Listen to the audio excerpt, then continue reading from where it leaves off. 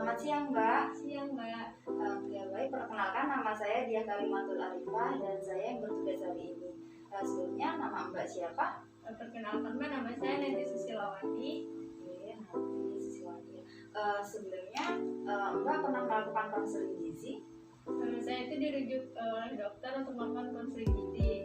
Nah, saya sebelumnya belum pernah sih melakukan konseling gizi. Oke. Boleh saya melihat berkas yang Mbak bawa dari dokter? Ya, ini, Mbak. Oke, sebelumnya saya akan menjelaskan terlebih dahulu ya Mbak, kenapa Mbak dirujuk pada kondisi ini. Nah, saya selaku ahli gizi yang bertugas untuk mendampingi Mbak. Jadi di sini kita akan mencari solusi tentang permasalahan yang Mbak alami. Nah, sebelumnya kita akan melakukan pengukuran antropometri terlebih dahulu seperti mengukur tinggi badan, berat badan, lila, dan juga tinggi lutut ya Mbak.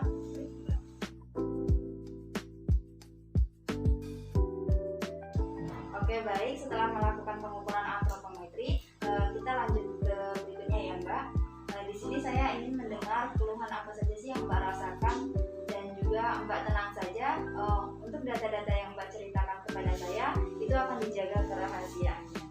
Apakah ada keluhan yang Mbak rasakan? Akhir-akhir saya sering merasa pusing, terus mata saya berkunang-kunang, saya mudah lelah, terus juga nafsu makan saya berkurang. Oke. Apakah ada keluhan lain Mbak? Tidak ada sih. Tidak ada ya Mbak. Apakah Mbak ada alergi mau makan sesuatu? Alergi tidak ada. Tidak ada ya Mbak.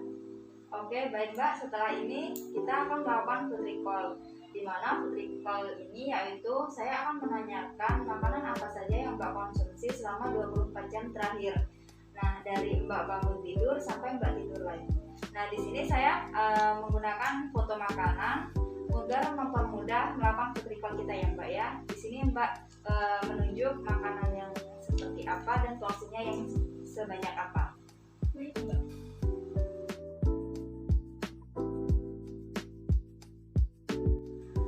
Baik, setelah melakukan food recall kita lanjut ke pertanyaan berikutnya ya Mbak. Sebelumnya kalau boleh saya tahu, Mbak kalau ke kampus itu jalan kaki atau naik kendaraan Mbak? Kalau ke kampus saya biasanya naik kendaraan ojek online sih, Mbak. Sebenarnya jarak kampus sama kosan saya itu nggak terlalu jauh, tapi saya suka mager gitu kalau jalan kaki. Jadi naik kendaraan ya Mbak ya. Nah, apakah ketika di kosan Mbak ada jadwal olahraga atau aktivitas fisik yang lain Mbak? Tidak ada sih, Mbak. Kalau untuk olahraga, saya juga jarang olahraga sih. Kalau untuk riwayat keluarga nih Mbak, apakah keluarga Mbak ada riwayat atau pernah mengalami anemia? Tidak ada. Tidak ada ya Mbak. Baik Mbak, setelah kita berbincang-bincang dan menggali data tentang riwayat makan dan pola makan Mbak, di sini saya menjelaskan sedikit mengenai angka-angka yang telah kita ukur tadi ya Mbak. Nah, di sini didapat bahwa berat badan dan tinggi badan Mbak itu sudah termasuk kategori normal, di mana tinggi badan Mbak yaitu 155 cm dan berat badan Mbak 48 kg. Nah, sehingga didapat indeks massa tubuh Mbak itu ya 20,1 dan lila Mbak ini dan tinggi lututnya sekian. Nah, sebelumnya apakah Mbak itu tahu apa itu anemia? Anemia itu setahu saya kekurangan darah kan ya? Betul sekali ya Mbak. Jadi anemia itu adalah suatu kondisi keadaan di mana hemoglobin dalam darah itu rendah. Nah, lalu hemoglobin itu adalah salah satu komponen sel darah merah yang berfungsi untuk mengikat oksigen dan menghantarkan oksigen tersebut ke seluruh tubuh. Nah, lalu dalam data Mbak tadi, kadar hemoglobin Mbak adalah 10 gram per desiliter. Itu termasuk anemia tingkat sedang ya Mbak ya. Oh, jadi saya ini anemia ya, Mbak? Iya Mbak, betul sekali. Dari cerita yang Mbak sampaikan tadi dan ada beberapa hal yang mengarahkan Mbak pada penyakit anemia. Nah, di sini juga ada beberapa resikonya. Yang pertama, Mbak tadi bercerita bahwa Mbak itu jarang mengkonsumsi lauk hewani dan Mbak jarang mengkonsumsi buah dan sayur ya Mbak ya, dari catatan yang tadi kita merecall. Nah, terus juga dari aktivitas fisik juga Mbak jarang banget olahraga, bahkan tidak pernah. Oke, jadi bisa saya simpulkan bahwa Mbak itu kurang pengetahuan ya Mbak tentang terkait gizi, sehingga pola makan Mbak itu kurang baik atau kurang mencukupi kebutuhan tubuh Mbak. Nah, hal ini ditandai dengan kurangnya konsumsi lauk hewani, buah, dan sayur, dan juga Mbak juga jarang melakukan aktivitas fisik.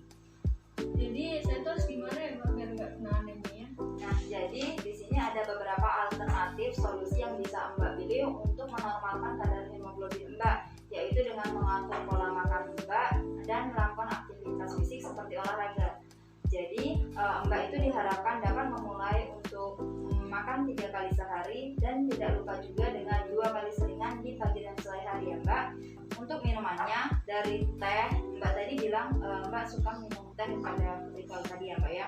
Nah, itu bisa Mbak kurangi ya Mbak dengan minuman seperti air mineral atau air putih itu kira-kira 18 per hari.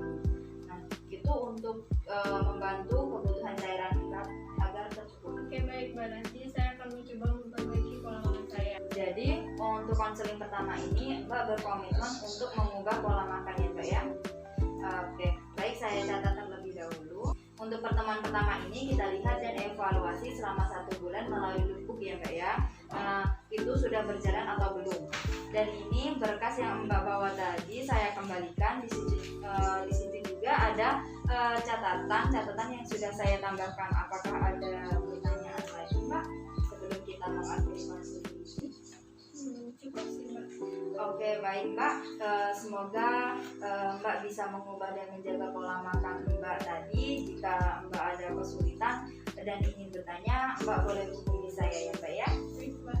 Oke, terima kasih ya Mbak ya, selamat datang.